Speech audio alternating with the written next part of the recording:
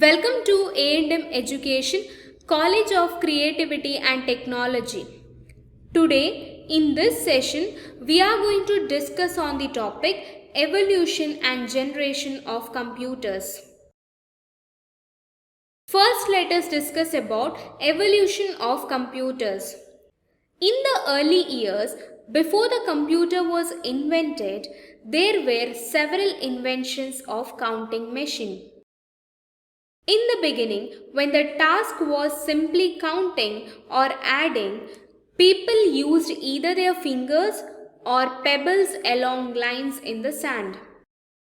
People in Asia Minor built a counting device called abacus. This device allowed users to do calculations.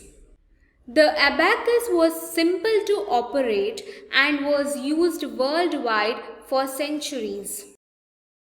In 1642, a French mathematician, Blaise Pascal, invented the first functional automatic calculator is called a Pascaline, used to add numbers up to 8 figures long.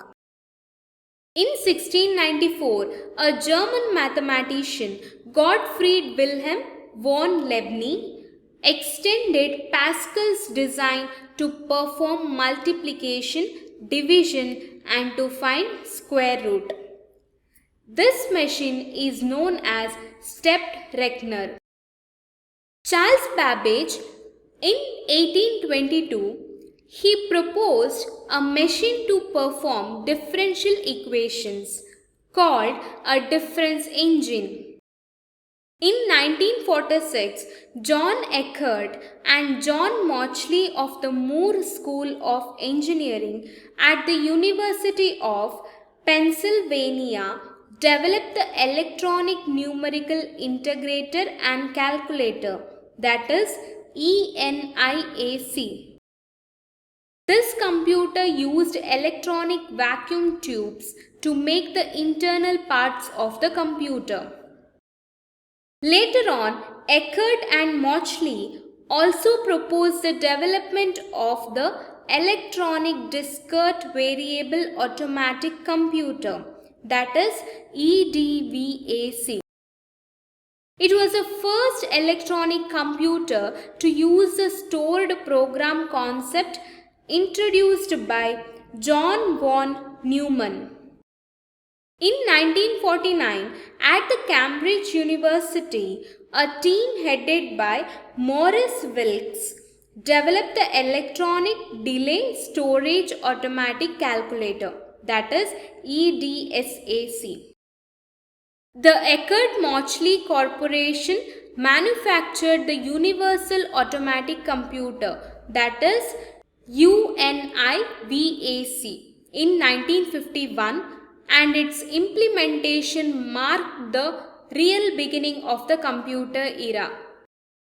In the 1960s, efforts to design and develop the fastest possible computer with the greatest capacity reached a turning point with the Livermore Advanced Research Computer, that is LARC, which had access time of less than 1 microsecond and the total capacity of 1 crore words. During the 1970s, the trend shifted towards a larger range of applications for cheaper computer systems. In the 1980s, very large-scale integration, that is VLSI design, in which hundreds of thousands of transistors were placed on the single chip, became increasingly common. By the 1990s, PCs became part of everyday life. This transformation was a result of the invention of microprocessor, a processor on a single integrated circuit, that is IC chip. Next, let us have a look on generation of computers. The history of the computer goes back several years.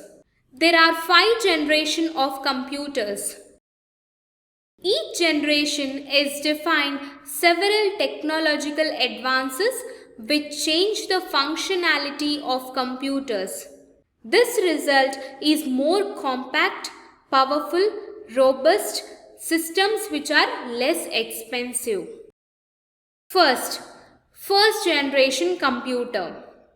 1940 to 1956 is a period of first generation computer and started with using vacuum tube. This generation computers supported machine language only. The input was based on punched card and paper tapes and output was in the form of printouts. First generation computers were very large and required a lot of space for installation. Since thousands of vacuum tubes were used, they generate large amount of heat. Therefore, AC was essential. They were very expensive and used a large amount of electricity. These were non-portable and lacked in versatility and speed. Example, electronic numerical integrator and calculator, that is ENIAC. Second example, electronic discrete variable automatic computer, that is EDVAC.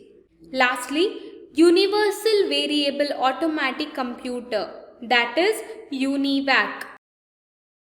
Second generation. The period of second generation was from 1956 to 1963. Second generation computers used transistors which were superior to vacuum tubes. Smaller size as compared to first generation computers. Reliable in comparison to first generation computers. Generated less heat and consumed less electricity as compared to first generation computers. Faster than first generation computers. Second generation computers still required air conditioning and still very costly. Supported machine and assembly languages.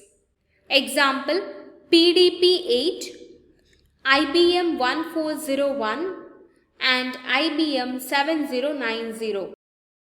Third generation computer. These computers were based on IC technology. These were able to reduce a computational time from microseconds to nanoseconds. These were easily portable and more reliable than the second generation computers. These devices consumed less power and generated less heat. In some cases, air conditioning was still required. The size of these computers was small as compared to previous generation computers. High-level languages are used in this generation. For example, NCR 395 and B6500. Fourth generation computer. The period of fourth generation was from 1970s to till date. Large-scale integration, that is LSI, and VLSI technology were used in the fourth generation. These computers are microprocessor-based systems and very small in size.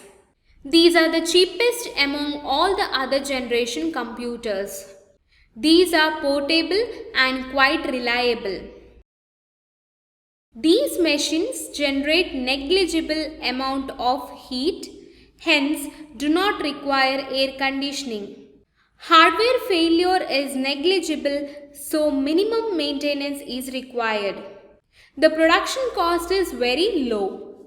Example, Apple II, Altair 8800 and Cray 1. Fifth generation. The process of developing fifth generation computers is still in the development stage. Fifth generation computers will use super large scale integrated chips, that is SLSI chips, which will result in the production of microprocessors having millions of electronic components on a single chip. Fifth generation computers require a great amount of storage capacity. Mega chips may enable the computers to store instructions and information. Fifth generation computers will use multiple processors and perform parallel processing, thereby accessing several instructions at once and working on them at the same time. Development of true artificial intelligence, natural language processing.